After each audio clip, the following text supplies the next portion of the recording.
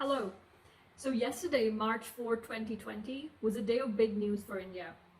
Essentially, the Supreme Court of India struck down a long-standing circular which had prohibited cryptocurrency circulation in the country. This video goes in depth into this verdict of the Supreme Court, and it discusses the implications of this verdict for the future of cryptocurrencies in India. So if you are an industry watcher who wants to figure this out, or you're an analyst or a legal scholar, anybody who's really looking into the fine print and trying to understand what this verdict actually means for the future of crypto, then this video is for you. So a lot of you watching this video might know me and a lot of you might not.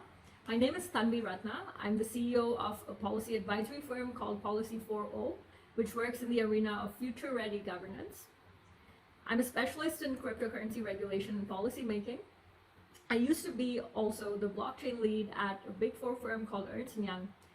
I worked internationally in the arena of cryptocurrency regulation, and I've dealt a lot, especially with the regulators who come up repeatedly in this verdict, like the Financial Action Task Force or the FATF, which falls under the G20, the European Central Bank, which is the central bank of the EU region, and the European Banking Authority, which is their banking regulator, and many other such regulators all over the world. So coming to the verdict, there has been a lot of talk and buzz about the headlines. I was myself on CNBC a couple of days ago with some industry leaders, and despite all the talk we did on macro perspectives, we did not really get to talk about the details of the verdict. So in this video, I'm going to lay out some important aspects of this 180-page judgment report. And there is a lot of great stuff in this report for the people who are in the crypto industry. But what everybody's also missing is that there are some very serious red flags in this report. And we're going to see both sides in this video. And just a disclaimer that this verdict report is 180 pages long, and it examines every single major argument raised from both sides in the case. That's the RBI and the industry. So I'm not going to be doing an argument by argument summary, but as someone who has worked on policymaking and has looked at these issues in jurisdiction after jurisdiction, I'm going to help you see the big picture. And that is, what are the main takeaways from this verdict, and what does it imply for the future of cryptocurrencies in India? So let's dive right in. So the first thing that's very evident in the report is that the court and the petitioners have done very extensive international benchmarking, much more so than we saw in the IMC report, at least in defining cryptocurrencies. So the court takes up the tough task of trying to define the identity of cryptocurrencies, what kind of instrument is it, and who has the authority to regulate it.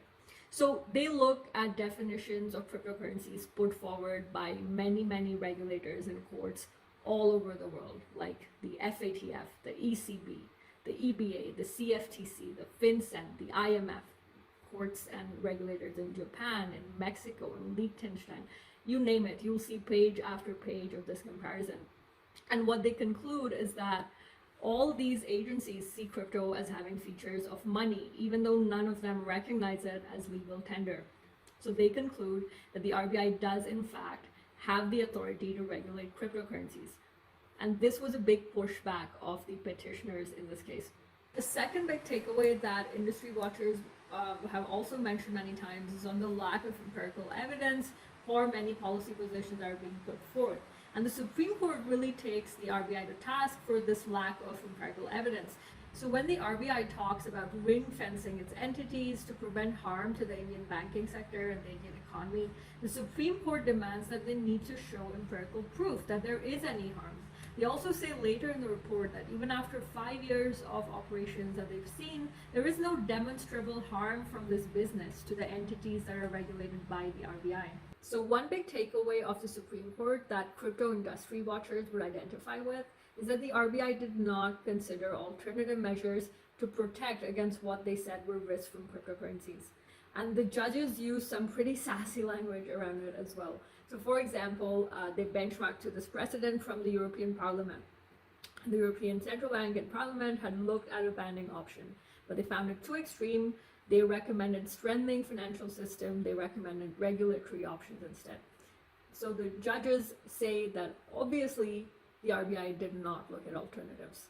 Then they refer to a four-pronged test to determine proportionality of the action that RBI took versus threat. They're sassy again, and they say that mere ritualistic incantation of money laundering or black money by the RBI does not qualify as proper purpose, and alternative measures should have been considered by them and found lacking, and only then would such a response hold. The third big, and this is really a big takeaway, is that for the first time we see public disclosure of the recommendations of the first IMC committee in India. That's the one that was constituted in 2017 after the finance minister's budget speech. Apparently this committee, and take a note of this committee recommended that the government regulate and not ban cryptocurrencies. And we'll look more into those specifics in a separate analysis, but what's important to note for this verdict is that the Supreme Court sort of reprimanded policymakers as well for not having a clear stance on cryptocurrencies. And if you see specifically in this excerpt, they say that the RBI keeps saying that they have not banned virtual currencies, and the government of India is unable to take a call despite several committees coming up with several proposals, including 2 draft bills which they say advocate exactly opposite stances. A fourth big takeaway is that we are unlikely to see any more reactive banking restrictions like this, because the Supreme Court was undoubted in its stance that banking is the lifeline for any business, and anything that is prohibitively done again, there is a heavy burden of proof that the RBI will have to justify to take such an action again. So these were some of the noteworthy points in the report, but these are not all the points. The document examined many arguments, and the final verdict rested on some of these points. First, there was a demonstrable impact of the circular on the ability of VC exchanges to function. And so the circular, the Supreme Court concluded, violated Article 19(1)(g), which is a fundamental right of the Indian Constitution that guarantees the right to practice any profession or trade. It also rested on the point that the measure taken did not protect against the threat that the RBI was citing, because it did not eliminate trading in virtual currencies. It just eliminated legitimate businesses of virtual currency exchanges. Thirdly, it said that the RBI actions were not proportional to the threat, and that's something we have discussed before. As also we discussed before, they said there was no empirical evidence of the threat, and there was also no demonstrable alternatives that were considered before taking this action. But there's also a lot of other points it hinged on, which we talk about now when we look at red flags.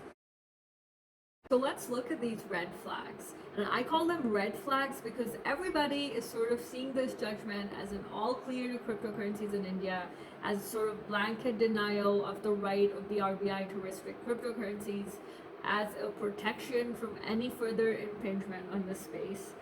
Maybe all this could happen, but there's also a small chance that it won't. So why do I say this?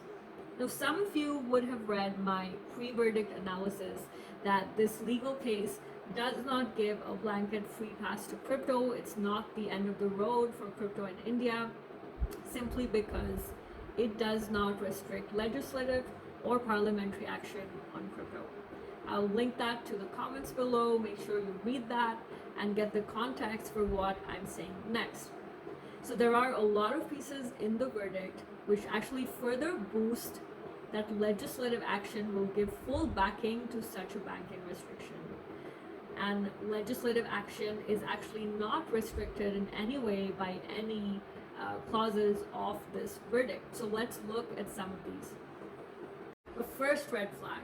So ensconced very unobtrusively on page 146-47 of the judgment is the fact that the Supreme Court does not deem the business of existing virtual currency exchanges as illegal, because it says there is no law yet to deem virtual currencies illegal. But we all know that in the Interministerial Committee report of 2019, there was already a draft bill to ban cryptocurrencies. So if this ban bill goes through, and if virtual currencies are deemed illegal, so then what does that mean for all of the space and for all of the justifications that were won in this case? Because the Supreme Court says that those will not hold in the case of any monetary threat, and that's what I'll come to next. A second red flag is even bigger and even more unobtrusive. The Supreme Court actually denies that blockchain and crypto are linked.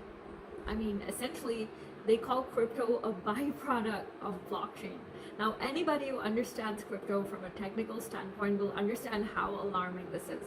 And this is the crux of why Indian positions on cryptocurrencies are so out of sync with the rest of the world, because there has been zero investigation of the technical functions of cryptocurrencies as something that maintains the network, incentivizes the network.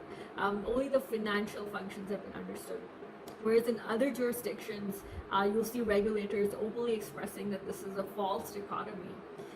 So if you see in this exhibit, in the section that talks about the irrationality argument, so the petitioners had pushed back saying that the separation of blockchain and crypto is an irrational, artificial separation, and the Supreme Court essentially said that it's not. They further say that any kind of monetary threat or argument of any kind of monetary threat was not even an issue considered in this case. So nor has the case been fought or won on those lines. So if an argument like that is made and it's made conclusively, then this whole verdict could fly out of the window. Also note that lastly, the verdict, this is another red flag that a lot of people on the user side need to be aware of, that it says clearly that none of the people who are retail investors or what they call hobbyists are covered by this verdict. So tomorrow, if banks don't give you access as a retail investor, then sorry, you can't cite this judgment, because as an individual you do not qualify as being protected by it, because the article 19(1)(g) only applies to businesses, and it's only their right that was defended in this verdict. So what do all these red flags essentially mean going forward? What do they mean for the future of crypto in India? So firstly, as I said before, the RBI is justified to regulate crypto, and if it can prove that there are any significant threats of a parallel economy or any particular monetary threats, that will probably be upheld in court. So the RBI could appeal this judgment and make a conclusive case. But let's see the likelihood of that happening, because the RBI has had 2 years to petition and give its arguments in court. And we have the verdict of that right now. So let's see if there is actually an appeal, and if they do try to move the conversation forward. The second route, which is the more likely route, is the legislative route. So as I've already showed you before, if there is any law enacted, a new law enacted that says that any actions in crypto are illegal, holding crypto is illegal, then there is nothing that will stop all activity from ceasing. And it's also unlikely that the Supreme Court might intervene again, because then we have to go to a whole separate case around what kind of fundamental right that is encroaching upon, and we're not even sure if the Supreme Court would hear that case, because also in this document they have this little nugget where they're talking about how any kind of legislative action could be deemed by a judge as being inadequate, and the Supreme Court would go about amending all kinds of legislative actions. And so they don't want legislative action to become a judicial process, and that's something they say clearly in the text of the verdict. So that is the second route, which is the legislative route. Thirdly, we might just not even see very active movement or active actions, to really roll back the effects of the ban. So to really roll back the effects of the prohibition, sorry. So as I said earlier, users, for example, are not at all covered in this verdict. So it could be that, user accounts get sort of targeted, or user accounts face some problems in dealing with virtual currencies. But this is all speculation at this point, and there is no guarantee that any of this will happen.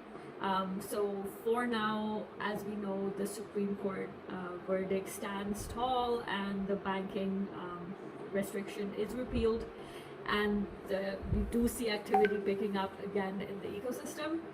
So this video just sort of summarized points from the verdict. It just highlighted some of the red flags that are there in the verdict, and it's only meant to educate you and help you be cautious about what could possibly happen going forward. But as I said, none of us are perfect predictors of the future, and none of this might happen.